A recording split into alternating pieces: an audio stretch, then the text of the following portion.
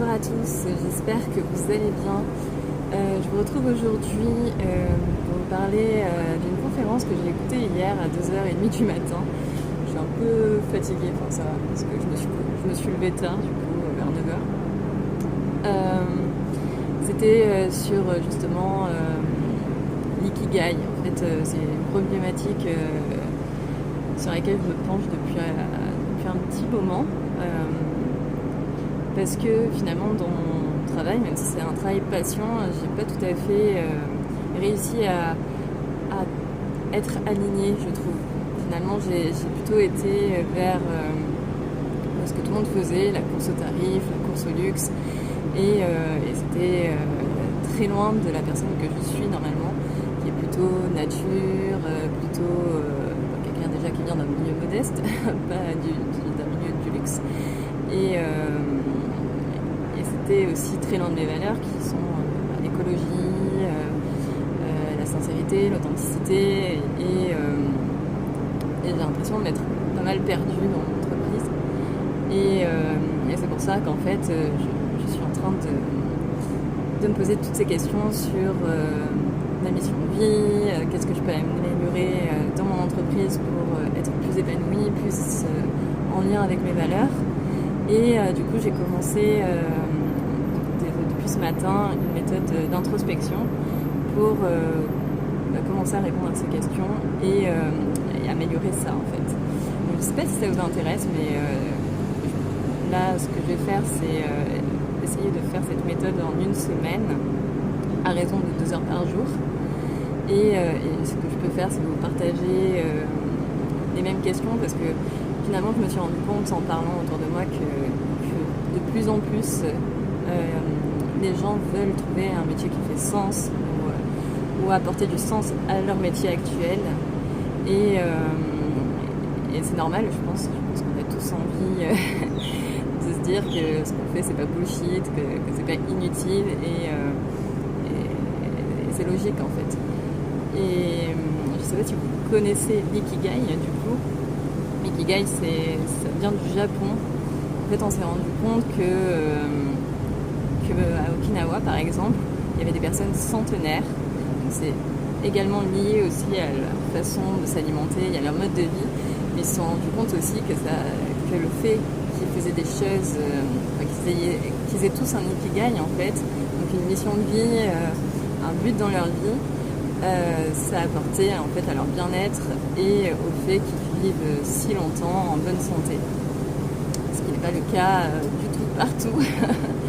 Donc il y a des zones, il y a quelques rares zones dans le monde, des zones bleues comme ça, où il y a des personnes qui vivent centenaires.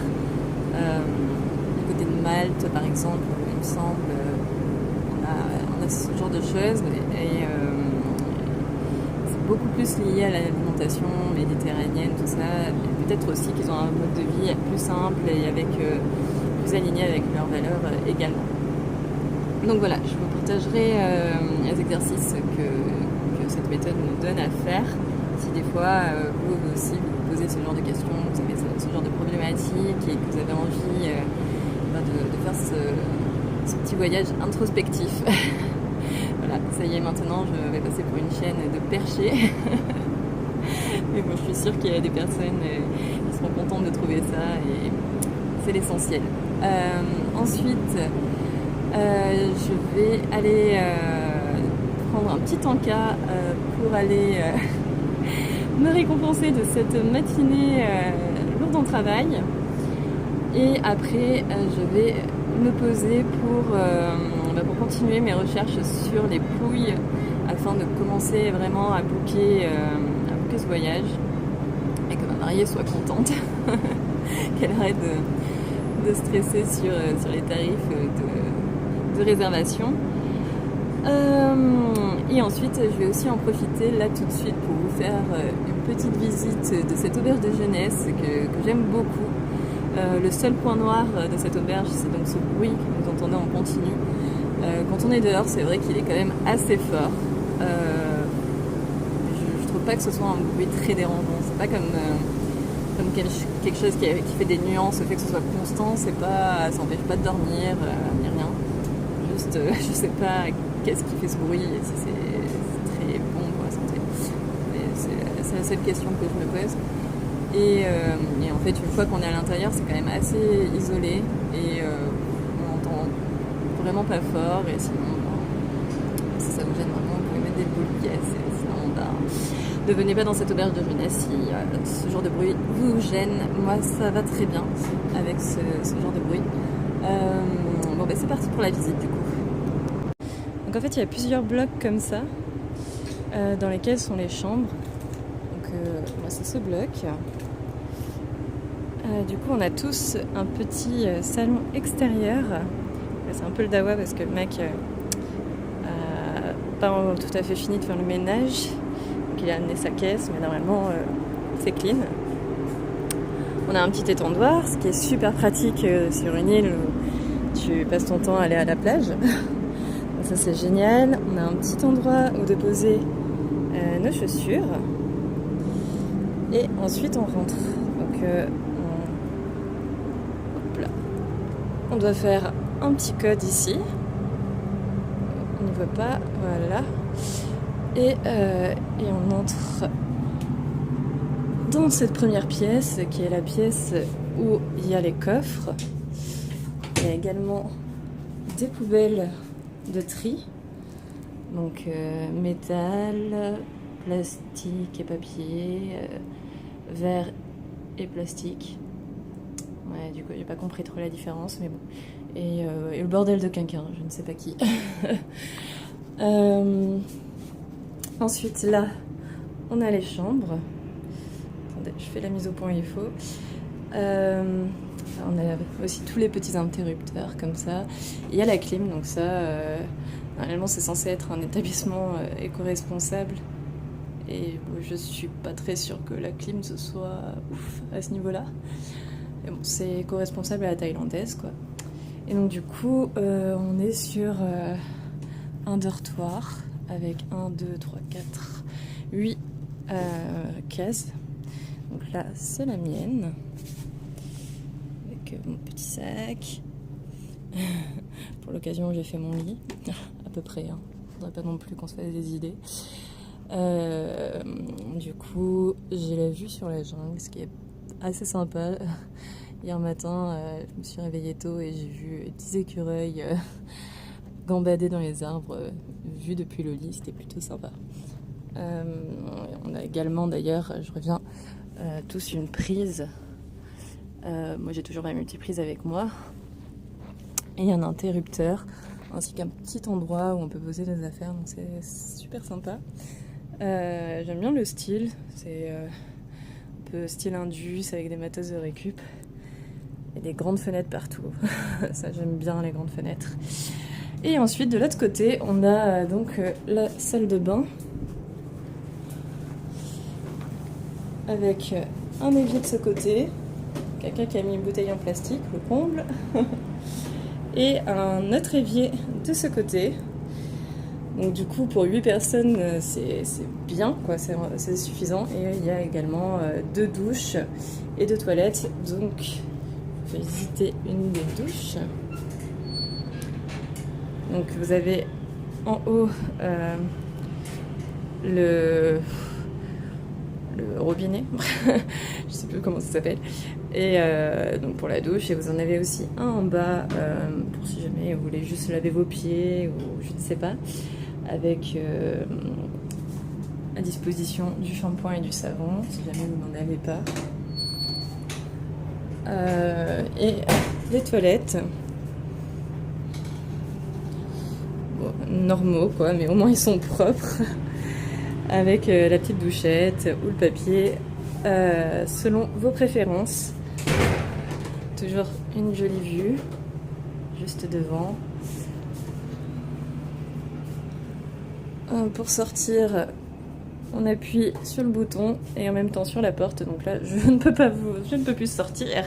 Je vais m'arrêter de filmer et je vais aller vous montrer l'extérieur. On continue la visite sur l'extérieur. Un autre bloc avec d'autres chambres. Petite verdure, un petit papillon qui vient de passer. J'adore. Là, on a également un petit salon.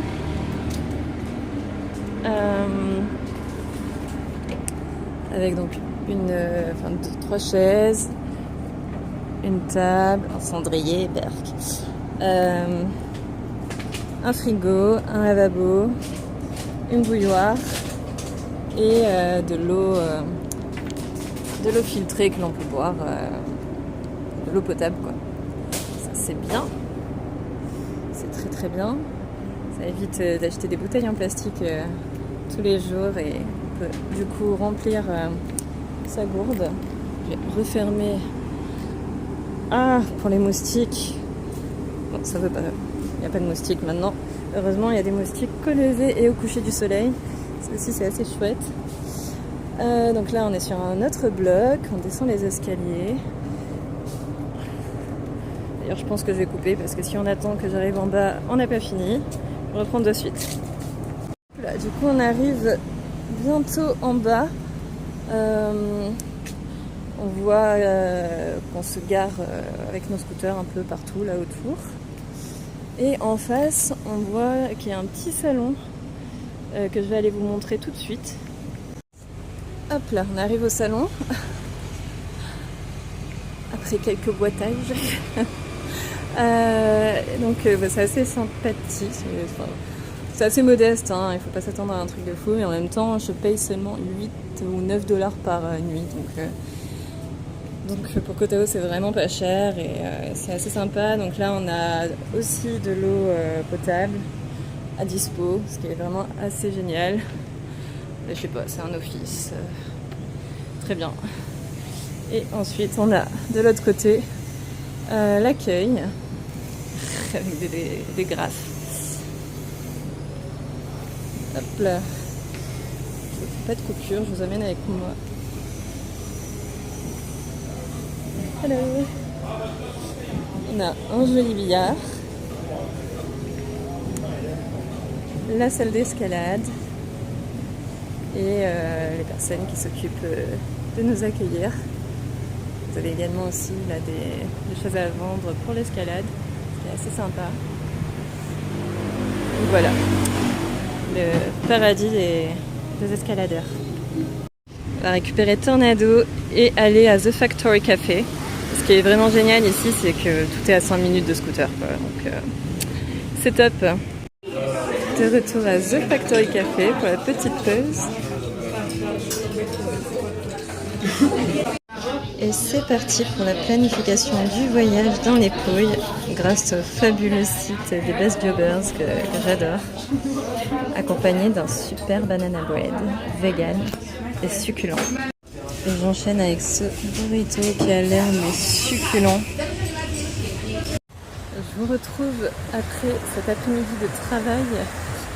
Du coup, je suis très contente parce que j'ai super bien avancé dans mon programme des Pouilles. J'ai noté à peu près, je pense que j'ai trouvé tous les lieux d'intérêt que je voulais aller voir.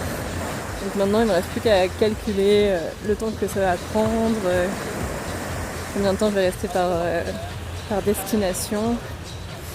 Combien de temps va durer le mariage. Ça c'est aussi les mariés qui doivent se décider si finalement ils veulent ajouter un jour en plus ou pas. Et une fois que j'aurai tout ça, je pourrai enfin booker les accommodations et les transports, avion, voiture. J'ai pas envie d'y aller en avion, mais j'ai l'impression que c'est pas du tout à côté. C'est 12 heures de trajet, j'avais pas imaginé. Donc on va voir à ce niveau-là. En tout cas, je suis trop contente. Voilà. Déjà un bon gros travail de fait. Demain la suite. Et là, je vais aller me poser, regarder un peu le coucher du soleil. Il fait pas très beau aujourd'hui, mais il y a moyen que ce soit quand même joli. Et j'ai trouvé un endroit avec des poufs. Ça a l'air vraiment trop confortable. Je vais clairement aller me mettre ici, regardez. Regardez-moi tous ces poufs. Ça a l'air très très bien. Hein. C'était pas parti pour être comme ça, mais c'est magnifique. Oh là là. Je préfère avec des nuages, je crois, en fait. Et ça y est, je suis rentrée à l'auberge de jeunesse. J'ai pas mangé ce soir parce que j'ai mangé tard, donc j'avais pas faim. Et là, du coup, je vais aller me doucher et me reposer. Voilà, sur ce, je vous laisse et je vous dis à demain. Ciao, ciao!